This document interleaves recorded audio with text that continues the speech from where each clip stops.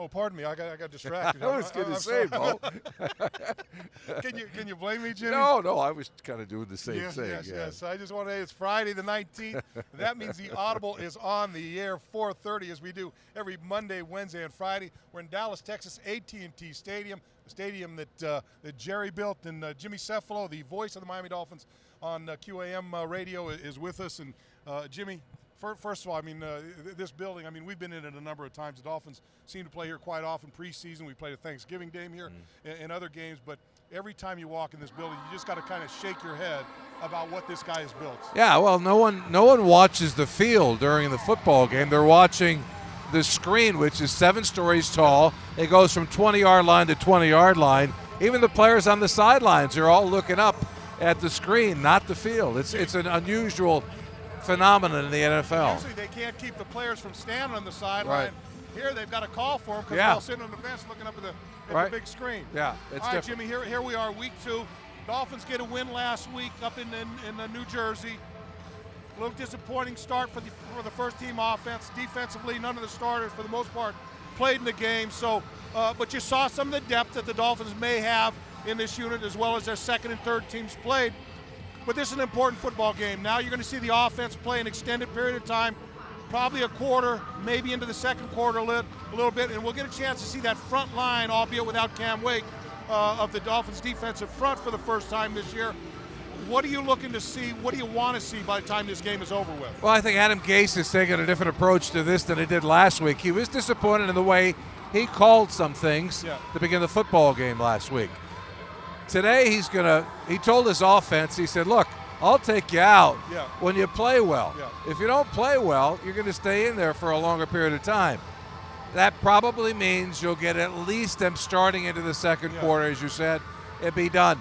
Look for Ryan Tannehill to try to take better command of this offense. This is his third offense in the past 5 years. In 5 years of football with the Dolphins, he's had to learn 3 different offenses with 3 different coaches, and that's not easy. So tonight, hopefully he starts to get in a comfort zone. Arian Foster is going to play tonight. He's very, very good at zone running. You've got to be patient with that.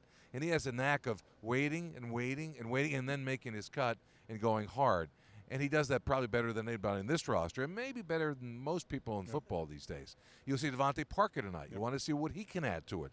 He was injured for a lot of last year. When he was healthy, he was very good. Second year, former first-round draft pick. I want to see what he adds, what dimension he gives to this team. Well, he certainly is a guy that can open things up and go for the football. You're watching the Audible with Kim Bokamper, Jimmy Cefalo here. If you want to send any questions in, send them via Facebook. We'll go ahead and get to those questions as we go along. We had a chance last night to talk to Ryan Tannehill during a production meeting. You talk about his third new system that he's going into. But the one thing that you feel from Ryan, to me, Jimmy, tell me if I'm wrong, I see a different Ryan Tannehill. I think he's looser. I think he's more confident. I think he's a little more open with his personality, and I think that's going to come to display on the football field. But I think he also feels very, very comfortable in this Adam Gase offense. He's been through the OTAs. They've been through minicamp. He spent a lot of time. He's one of the first guys in the building, one of the last guys out. So he's certainly doing the work. Now we've got to see it work on the field. Talk to him about what's been talked about a lot with him. Coming to the line of scrimmage, be able to change plays, do different things. Right. And he's got a lot of leeway, a lot of different things that he can do with this offense. Finally. And I think tonight, with them playing a quarter, maybe a little more, we may see some changes in what he does at the line of scrimmage. Yeah, I think he will. Look, he's got to practice that too, changing plays in a live game circumstance. There was a game against the Buffalo Bills, I guess it was last year, where they kept sending their nickel back. And they did it once, and they did it twice, and we started saying in the broadcast booth, here comes the nickel again, and Ryan is pointing at him, but he can't change the play. And until you're able to do that, you can't be successful as a quarterback. Now he has the go-ahead, the green light to change it. Different coaching staff. He and Adam Gase are joined at the hip. Their success is reliant on the other person. And Adam has said to us, look, if Ryan doesn't like a play, I say to him, it won't be in the game plan. Just because I like it doesn't mean it's getting in. You got to like it. And so that kind of confidence building is something Adam has done well, and I think it is a different Ryan. He's looser with us, spent more time with us.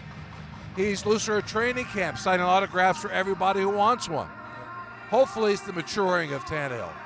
You know, the other thing I think that one thing Adam Gase talked about when he came in, and with Ryan in particular, is get him to feel that pocket, get him to feel more comfortable in the pocket, and find those little, you know, I always said Dan Marino when I watched Danny play, probably one of the best quarterbacks I've ever seen in that 3-yard square behind center. Stepping up, sliding left, right, taking a step back, all those types of things.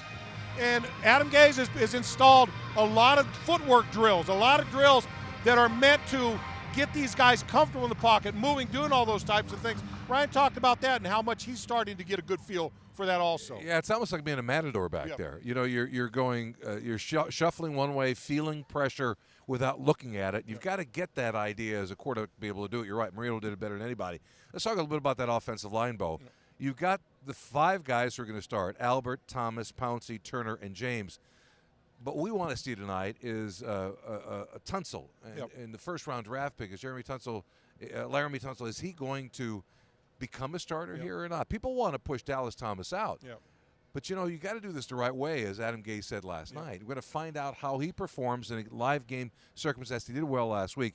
And then Bushrod, Jermon Bushrod is the other one you got to take a look at, because guard has been the Achilles heel of this football team. They got 4 first-round draft picks.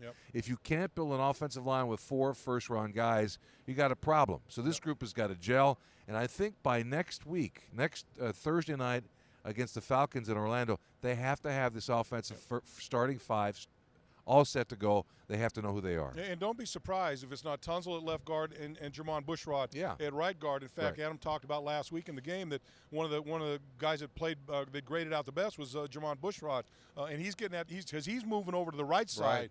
He's used to the left side, so he's having to fit his saying there. And he even talked about it. He said he was struggling a little bit during practice, but during the game he certainly made strides. And then during practice this week, he went on a very good rise. So very happy with what they've seen from both of those guys, and they'll both get to play with the first unit tonight, and that's going to be interesting to see. You're watching the Audible. You can go ahead and ask your questions on Facebook throughout the program.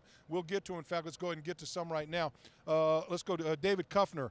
How much will Dowdy play? Now, Dowdy came in last week, and I'll tell you what, he did what he did in college. High completion ratio.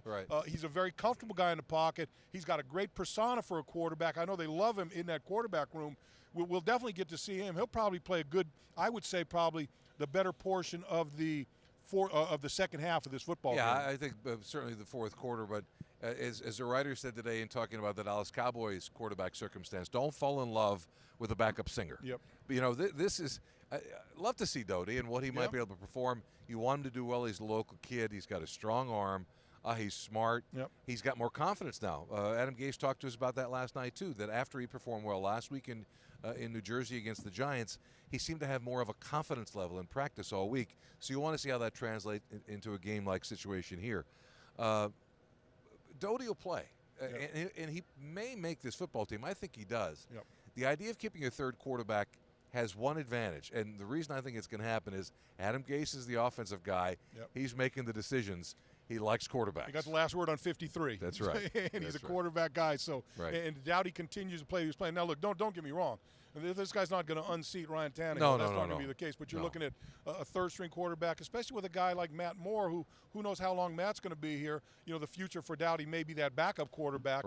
And this is the beginning of that. But we'll see. He'll get to play. And if you get a seventh rounder who can actually maybe a future guy to plug in, boy, you've hit it out of the park. Hey, let's got some of the guys that aren't going to play during the game today. Xavier Howard's out now. He's been activated to the roster, so he'll be able to start practicing. We'll get to see what he's expecting. They want to see a lot out of him. He could be a key to this football team because he may be the guy on the left side, on the other side of Byron Maxwell as that starting cornerback. But before the season starts, now he's got a lot of ground to catch up before he gets there. But he can play on the line. He can jam. He can play the press coverage. He can play zone. He's a 4-4 guy. He's big. He can go all over the field. So they've got high hopes for him. So he won't play tonight. Cam Wake will be out. Jason Jones will step in for him at the tackle position. Zach Vigil, he's still out. He's got a back issue. It's kind of putting him behind the 8-ball here when it comes to roster spots. He's losing ground, Bo. Absolutely. Chris Culliver's out. And the other guy, I think that a little bit of burr in the tail of some of these coaches, Kenyon Drake, not going to play today for a rookie guy that was drafted in the third round. Got to be a little disappointing that Kenyon Drake isn't getting out here, getting reps either in practice or in these ultra important games for a guy like him. Well, not only that, Bo. Not only is he not going to play tonight, he's not even here. He's got it. It's a hamstring injury. He was injured a lot of his time when he was at the University of Alabama, and he's got to show some fire, wanting to get back on the field and show them that he can be the third running back, because Damian Williams is someone who Adam Gase and this coaching staff likes very much. Damian Williams, didn't get drafted out of Oklahoma last year. Came in and played well, made the roster as a free agent. Blocks well, can come out of the backfield and catch the football, and is a pretty good runner, too. He does almost everything well and can help you on special teams. If Drake thinks he's going to waltz in week 4 and make this roster just because he's a third-round draft pick, I think he's in for a rude awakening. I don't think that's going to happen. And you talk about Damian Williams. He came in and really behind a little bit. He wasn't in shape. Right. Didn't start. He was on the PUP list to get started.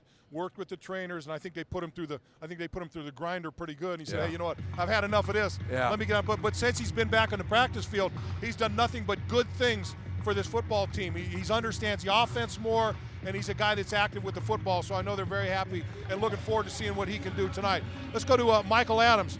Will the offensive line improve? We talked about the changes. We talked about Billy Turner and those guys that have played guard. And look, to me, both those guys, you got Turner's played 3 years. I think now Dallas Thomas played 4 years. They've got their reps. Right. It's going to be tough for them to maintain them jobs with Bushrod and with Tunsil pushing them. So that may be your line. Do you think that's going to be the type of offensive line that this football team needs that we haven't had for the last 3 or 4 years? Yeah, it's got to be, Bo. Look, they've invested so much into this now. They go out and they sign Albert to a big free agent contract. They go out and they use a number 1 pick on Jawan James, now on Laramie Tunsil.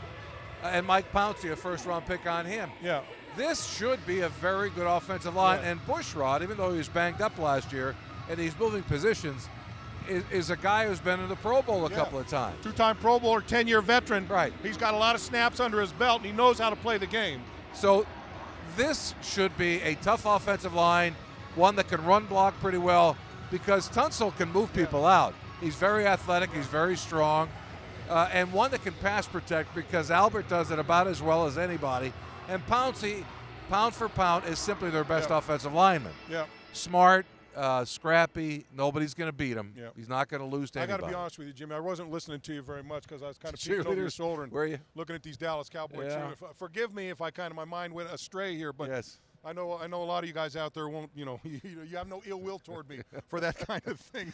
That's just the way it is here. No ill will toward men who look at Dolphin cheerleaders or Cowboy cheerleaders. Hey, let's talk about the running back position a little bit. We talked about Damian Williams. We talked about Kenyon Drake, Arian Foster, and Jay Ajayi. I believe what Adam said was Jay Ajayi's probably going to get the start, kind of get things going, and then he wants to get Arian Foster in there and get him some extended time. To me, the question about Arian Foster, Jimmy, is not whether he can play the game at a high level. It's whether he can endure the punishment. He's coming off that Achilles tendon. He came in on PUP, but quickly got to the active roster. But health is the big issue I have for him. If he's healthy going into the game against Seattle, I think the Dolphins have their starting tailback right there. Big question is if and can he get there healthy? Well, I think they've got to be able to spell him. Yeah. He carried the load in Houston for a very long time, for many, many years. Coming off an Achilles injury, he's a little older than he was, 8-year veteran out of Tennessee. But with Ajayi, who's kind of a pounder, and Foster, who's someone who can read very well and make that cut with zone blocking, that's a great combination of things. But then what do you do with number 3? Do you wind up with I don't think they get rid of Damian Williams under any circumstances. Kenyon Drake, a third-round draft pick, we know nothing about him right now. And look, Isaiah Peed, he had some good runs that last week. He had 45 yards in the first 2 carries. And then you got Daniel Thomas, who may be having his last opportunity to stick to a roster in the NFL, former number 2 pick of the Miami Dolphins. So these are pretty good running backs. And I think they've got enough variance in their abilities and style to make sure Arian Foster is used in the right way.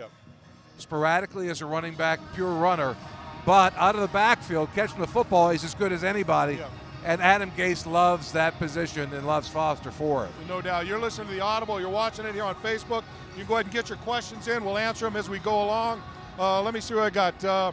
How much will Dowdy play? As I said, I think he'll probably play midway through the third quarter and through the fourth quarter. Yeah, at least a quarter, maybe a little more. We'll talk about that a little bit. All right, here's a good one from Jason Lopez. With this being Tannehill's third offense, will he have a realistic chance of being a top 15 quarterback in the National Football League? I think he's got the skill. You know, Jimmy, my thought on Ryan Tannehill, what's keeping him from being a middle of the pack quarterback to being one of the top quarterbacks is what he does in the fourth quarter. He's got to be more productive in the fourth quarter. 5 minutes to go in the game. You got the ball in the 20. You're down by 4. He's got to find a way to get the ball in the end zone instead of going 3 and out, and that's been a little bit more of his MO. And I think that's the big hurdle that he's got to get over. Yeah, I think so too, but I think this offense gives him a better opportunity to do that. Look, he's smart. He's got a strong arm. He's athletic. There's really nothing about him that says he will not be a top-tier quarterback. So this offense will give him the opportunity to make those drives late in football games. I think Adam Gase, too, with his experience of being able to put him in positions to succeed, will also help. Because I don't think Ryan was in those positions to succeed in the last couple of years. And I think, like you said it early, he and Adam they're locked at the hip. Yeah, they are. And I don't think he's ever been that way with a coordinator before. In fact, you got Adam Gase on the sideline. He's the head coach. He's calling the plays. He's signaling. He's talking. He's the guy that Ryan hears in his ear. Clyde Christensen, the offensive coordinator, is also on the sideline. And when Adam comes to the sideline, Clyde is the guy that goes and works with him while Adam stays on the on the sideline, doing what he has to do as a head coach, which is a unique situation by himself. And quite frankly, I think it's a pretty good situation because he talks about Clyde Christensen being a guy that can calm him down, get the information to him in the right way, and then get him ready to go out the next time the series rises up. Right. Well, plus Ryan is not a guy who looks like he gets out of his out of his mind. If something goes wrong, he doesn't appear to get too high or too low with it. Flustered, No. Adam talked to us last night about sometimes he talks a little bit too much to Ryan in his headset. The headset is shut off at 15 seconds, regardless of where they are. Huddle, line of scrimmage, doesn't matter. At 15 seconds left on that play clock, boom, it's shut down. But he can say a lot of things to him. Ryan, here's the play. Now remember, go through your progressions. Look to see if we got your first progression, the wide receiver coming across in a crossing route, or do you have to come to the check down, and don't forget your backside. So he can talk to him. More so than just getting the play in. Yes, right. And because he's the head coach and because he's the coordinator, he doesn't have any restriction. Jimmy, one of the things I think that's different about this team under Gase, too, he's reached out to guys to become vocal leaders. Guys that go out, talk to people. Right. Jarvis Landry, one of them. Jarvis, we talked to him last night. He admitted, he said, look, I'm not that kind of guy, but it's my responsibility now to go out and do that. And you watch him on the field, he's out there, he's talking, he's with his guys. You look on the defensive side, and Ndamukong Suh, very much of a guy that was to himself last year on this football team. He's been a cheerleader out there. He's been out there and running out in the field when good things happen. Cam Wake, the same thing. So you've got guys in there. Rashad Jones is a guy that's become a very big leader. That whole leadership thing, I think, from last year to this year has changed dramatically. It's going to be interesting to see as the season goes forward how much that helps these guys be the type of team that they need to be. And part of that is just enjoying what you're doing. You look at Sean Jefferson, the wide receiver coach. The other day he puts pads on. He put shoulder pads and a helmet on. It was thumping these guys. And they had the biggest kick out of it, and they enjoyed it. He taught them something about the intensity needed to play at the highest level as a wide receiver. But beyond that, they love going to work. Well, Jarvis was saying the day before he was out there saying, hey, you think you could take me? You think you could take, kind of talking trash a little bit. Next day he rolls out with his shoulder pads and said, all right, let's find out. And he worked on blocking and those types of things. But you want to go to work with somebody who does good. that. No, that to me is all good stuff. That's stuff that the players like and go for and everything. So the other thing that Jarvis, we talked about a little bit with Jarvis, he still wants to return kicks and punts. Everyone's saying, hey, let's get that away from him so he can be a better receiver and do some more things. But he's saying, no, I want to return the kicks and punts. But with Jakeem Grant, if he keeps doing what he did last week, now it was one very small sample size, he looks the guy that can give the break to Jarvis and do that. Let me grab another question here. Chachi Gavinci, which I don't believe is your real name by the standings. Don't try to fool me on that one now, Chachi Gavinci. Or maybe it's Givenchy if you're in the fashion business. When will Chris Culliver be ready? Chris Culliver, another guy, cornerback out there that they signed that is coming off an injury. October. Hasn't practiced. So that's a long-term deal. Not till October. I mean, they know. But here's the thing, what I like of what they're doing. So you have Xavier Howard, the number 2 draft pick, who's there, and they want him to get out there, and now he's activated. Let's find out how much he plays tonight. Can they get him ready? So if it doesn't work with Lippett, you got Xavier Howard there, and you know you'd like to eventually get him into that spot as a starter. If none of that works, if you have an injury to Maxwell on the other side, you got Culver coming in right behind him. You're not on the street looking for somebody. Out there. You're not looking for somebody on the street. But look, that's the concern I think everybody has. Yeah. Do you have enough cornerbacks? And you never have enough of them. McCain played really well last week. Let's talk about Bobby McCain. Bobby McCain is the nickel guy. Bobby McCain may start today in that nickel position. They want to see him out there against the number ones. Right. And look, he attacked the ball a lot last week, came up with an interception. He looks very, very active. I think part of that is the fact that he understands his defense. He's comfortable out here now, and he wants to make plays. I talked to him after the game, and he said, look, I've got a long way to go, but I'm happy where I'm at right now. Hey, well, I'll tell you what, can he play on the boundary? And would they want him out on the boundary, or do they want him simply in the slot as the nickel guy? That's another question. Chimdi Chukwu will probably play tonight. He's been banged up, but now he's back in. Michael Thomas is another guy who can play in the slot and the nickel back, and he's very smart as well. So, look, this is – and Isa Abdul Kudus is also someone – you got two safeties. One is a Stanford graduate and one is a Fordham graduate, Bo. You got 2 really bright guys. You need to get a San Jose State guy in there. And you got the whole Quinella. Then you got something. But you look at him and say, because that's the quarterback back there. He's the guy who's got to be making sure everybody's in the right position. So I feel good about the safeties. The question is, do you have enough depth at cornerback to make this work? Yeah, and that's a real concern. Jimmy, one of the things that really hasn't been discussed that much since the preseason began for this football team is the play of the linebackers. You look at Kiko Alonso, Jelani Jenkins, Koamisi. You got some of the young guys back there, Vigil, Mike Hull. And when Vigil gets back, Mike Hull, and some of these young guys out there, they're trying to make a name for this. And the majority of those guys are going to end up as special team guys. But do you feel better? Kiko, a big missed tackle last week. At the goal line. At the goal line, that you need to fix that. But having said that, I talked to Vance Joseph, the defensive coordinator. I said, what'd you like, what you didn't like? He said, well, I didn't like the tackling. And I said, well, yeah, but Vance, I said, how do these guys get good at tackling when you don't practice in pads? And he said something. He said, you know what? He said, I was afraid we were bad. He said, so I went and looked at 11 different games, preseason games, and watched these guys. And you know what?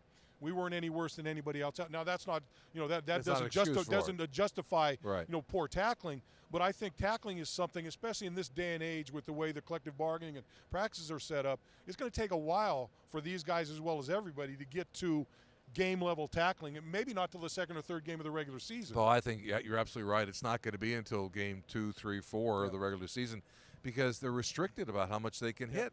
And it's hitting is so unnatural. It just is. You've got to get back into the idea of it. You got to get back into the idea of tackling and doing it properly and wrapping people up. And so you saw a lot of it. I'm concerned about the linebackers, though. I am. How much does James Michael Johnson have for you? What does he do for you? Is Kiko Alonso as healthy as he was? Pretty good as a rookie. Banged up from then on out, it seems. Can Koa stay on the field? Can Koa stay on the field? Jelani Jenkins on the other side has got terrific potential. Actually, the guy who's played really well is Neville Hewitt. Yes, he has. And so you got Mike Hull has also played pretty damn well. Mostly he's a special teamer, but he's somebody who's scrappy, who can get people to the ground. He's not going to get beat mentally. But as you look across, there really isn't enough depth, Bo, on this linebacking crew. It is a concern. Hey, you're watching the Audible here on Facebook. You can go ahead and send your questions in. We'll get to as many as we can. Let me see. How many snaps, Frank Hart, how many snaps will Foster get? I think he's going to get a bunch. I think he'll come in after Ajayi starts, maybe take a look 4th, 5th play, and Adam Gase said he might get 4, 5, 6, 7, 8 plays in a row. He wants to keep him healthy, but he also wants to get him back in. Remember, he hasn't played in a while because of that injury last year in Houston. And it's almost what the Cowboys are facing with Tony Romo. Romo hasn't played since last Thanksgiving when he broke his clavicle for a second time. So he's going to come out and play some tonight. How much do you play to get him sharp versus – because after tonight, next week you're going to play half of the football game with your starters, and that's it. So you got to get some work tonight for Arian Foster and for some of the other guys. Cam Wake, I understand completely the hamstring – or the Achilles from a year ago. Next week he'll get his work, and then you get him in for the regular year. But when you're talking about positions on offense, it's all about timing. Yep. And that means, as a running back, getting your timing with your quarterback in live action and getting your timing with your offensive line to find the right cutback with zone blocking. Yeah. So he's got to play. I would say he plays 10, 12 snaps at least tonight. I would say that's about it. Adam Brown asked, will Xavier Howard play tonight? Xavier Howard won't play tonight. No. He has been activated so he can practice beginning this week when they deem it's ready for him to start practicing, and they want to see that. But he hasn't been on the practice field, so he won't play this evening. Douglas McKelvey says, do the Finns make a trade before the season starts? For what? You know, and we talked about two positions, Jimmy, I think that you look at, cornerback and maybe linebacker. If you see somebody out there that's hanging around and your guys aren't playing to the level that you want and you're getting close to the season, who knows? Well, let me make a suggestion here, Bo, and because you look and say, all right, what do we give up? What do we have? What do we have excess? You got excess defensive linemen. Yep. You know, this team is so deep at defensive lines, that's certainly possible. Take a look at the tight end position, though, Bo. Yep. I think Deion Sims is pushing Jordan Cameron for the starting spot. And then you've got Marquise Gray. Yep. Fourth-year player out of Minnesota, pretty good football player. Has been banged up, going to play tonight. Yep. And then you got Thomas Duarte. You got Duarte, the rookie out of UCLA. The rookie out of UCLA looked pretty good last week. So you've got four quality tight ends who are all going to make the football team. Is that a position where you can say, all right, somebody needs a tight end, here's the possibility of doing that as well? Because it's not just, what do we need? Let's go get somebody. It's what do we have to give up? And you don't want to start ticking off your draft picks from next year, because this is still a young football team, and you want to build through that draft. You know, you talk about different positions. You talk about a lot of depth in the defensive line. If you guys want to watch a battle out there for the rest of this season, look at Chris McCain and Terrence Fede. You know, those two guys, they may be battling for that last roster spot. You know, and it's funny because you've got McCain, who has struggled to me in the past, but they've moved him down to the defensive end where all he's doing is rushing the passer now, which is his forte, and he's got to prove that he can get off blocks and make plays. He's done pretty well so far during the preseason. Then you got Fede, not a big pass rusher, but he's a big stout guy, is a run stopper, and so it's, you know, now you got to decide which way do you go here or there. I really think it may come down to those two guys for that one of those roster spots. Maybe one at a third. Deion Jordan in there. Yeah, sure. So you got Deion Jordan, you got Fede, and you've got McCain. Deion's in my doghouse. Deion Jordan's still in my dog. I'm sorry to say, but you know he's got to show me more. Yeah, well, he does. I mean, look, the guy's been gone for a year and a half. Yeah. Comes back and he's still hurt again, and you know he like a lot of guys has got to understand this league.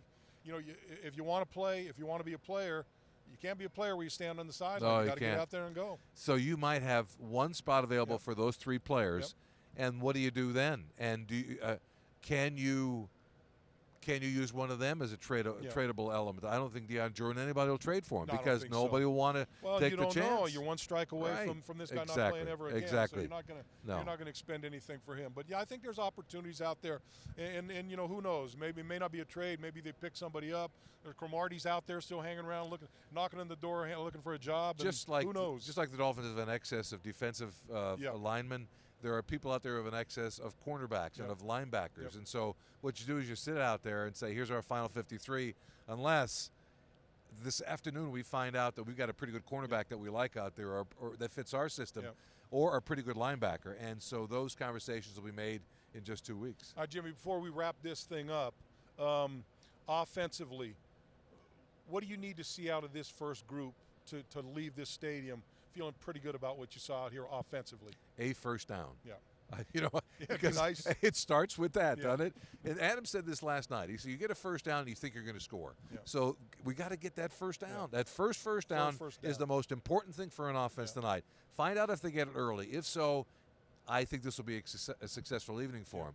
If they struggle in the first half of a quarter, first two series, and they get a first down, it's going to be a long night. Jimmy, I tell you the other thing for me, and this has kind of been, I've been harping on it all offseason.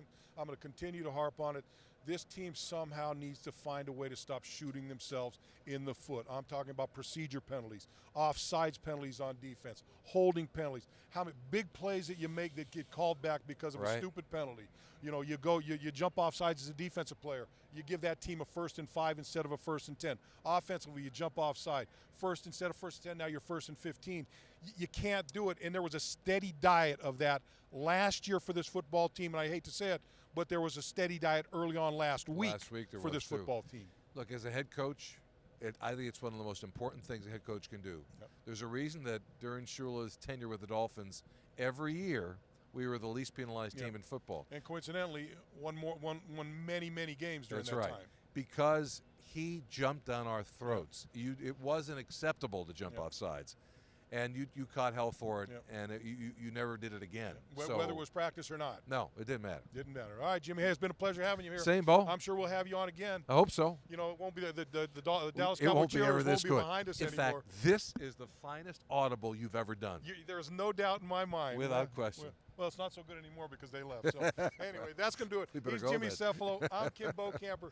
This is the Audible. We'll see you Monday at 4:30.